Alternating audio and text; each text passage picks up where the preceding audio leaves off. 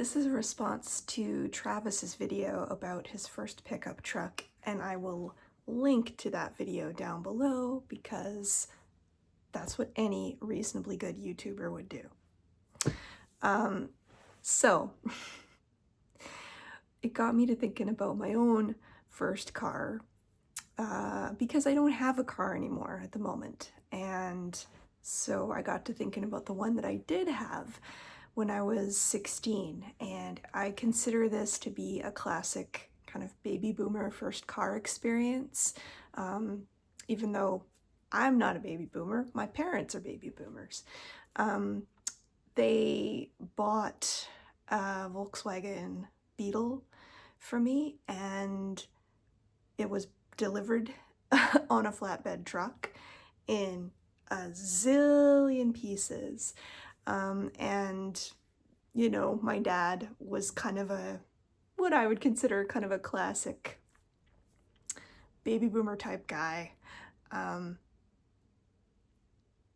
He, was of that school, right, where, people don't know how cars work anymore. You need to learn how cars work, and here's how we're gonna teach you how cars work. We're gonna make a car in our garage. And so we did. It took an entire year, but we did do it.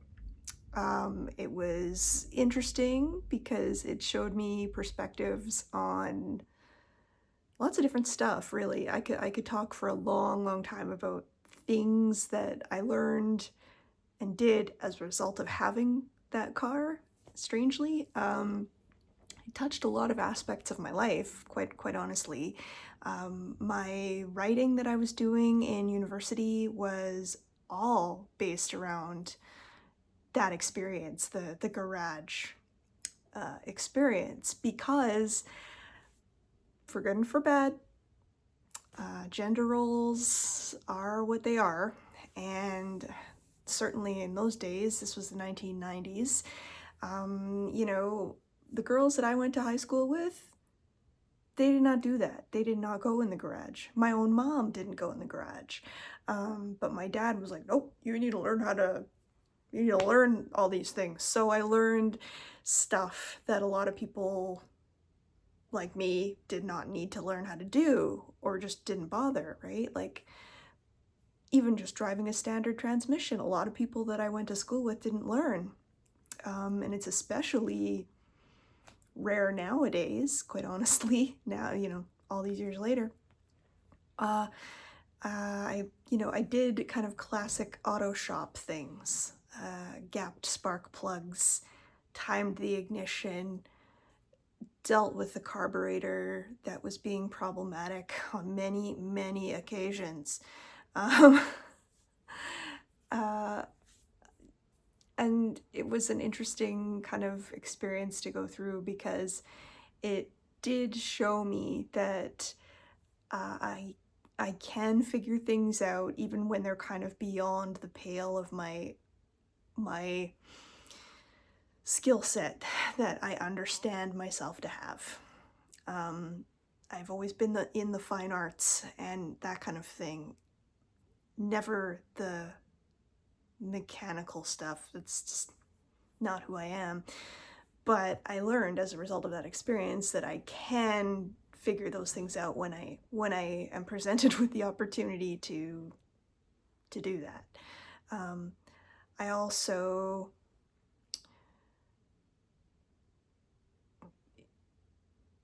the experience that we had with my dad and me was kind of interesting in that it's never been discussed. See, my dad is one of those kind of people that is really uncomfortable for him to talk about anything that has to do with how he feels about anything other than stuff that's kind of indirect. He will talk about, politicians are terrible and, like he has opinions that he's happy to talk about, but when it comes to personal matters, very uncomfortable, refuses to talk about that sort of stuff. And, you know, at that point in time, it was a particularly contentious era.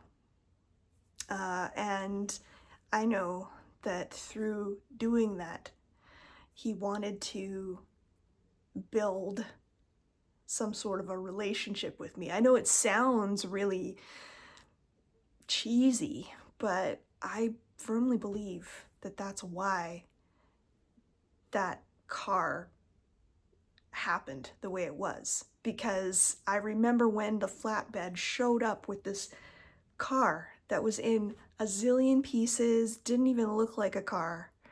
And I was just like, what is this? This is not a car. This is not what I asked for. Like, I was annoyed. And I know that might sound entitled and rude. And perhaps it was a little, but at the same time, I knew that you could get a functioning Volkswagen Beetle for reasonably cheap. To build one is not reasonably cheap. It's quite expensive, and it was. It was a very expensive car for a first car. Not gonna lie about that. And I appreciate that I was privileged to be in a home where they could do that for me. But at the same time, I was like, I don't want a brand new fancy pants car. I don't care. I just want a car that I can get in and I can turn the key and I can drive somewhere. You know, that was my mentality when I was 16 years old. I think most people are like that when they're 16, right? You get a license, you want to drive things, you want to go places, right? And that was me. I was the same way. And my dad's like, nope, you need to learn how to do all these things. And it's so funny because all these years later, so much has happened. Just with a lot of stuff. And it's interesting to think back on that first vehicle that I had, because I know now, with the insight I have today, that that's what was going on. Was my dad had tremendous guilt about a lot of stuff. And instead of being comfortable enough in himself to discuss those things and just, you know, put it out there, he was more comfortable in getting a giant project like this to do, and he was more comfortable spending all the money that he did. I remember hearing about it all the time. We spent so much money on this car, and I was like, I never asked for this car. You you guys insisted on doing it this way. You know, like they used to get mad at me like it was all my big idea, and I was like, I didn't ask for a brand new restoration vehicle. That wasn't what I asked for. That wasn't it. But I get it. It was more comfortable for him to say indirectly, you know, I know that what we have going on between us is not very comfortable and it's not working very well. Like this carburetor here. But with, you know, some diligence and practice and dedication, you know, we can make this carburetor work.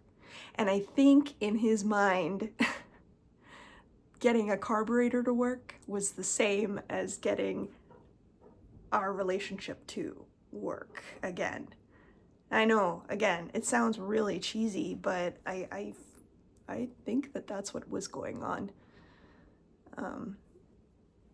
Because it was an effort. It didn't work, unfortunately. We were not close. But I understand that that's what was going on, I think. So my very first car experience was definitely interesting, and if I can find it, I will share the video. I did take a video a long time ago now of when we actually had to sell that car. Sold it in about 2012, 2013, something like that. I had it for a long time. I had it, I got it in 1997, and I didn't stop, I didn't sell it until, yeah, this century. Anyway, if you want to know more, I got lots of stories, and I can even read you the things I wrote if you want. But I won't do that at the moment. But let me know. See you later.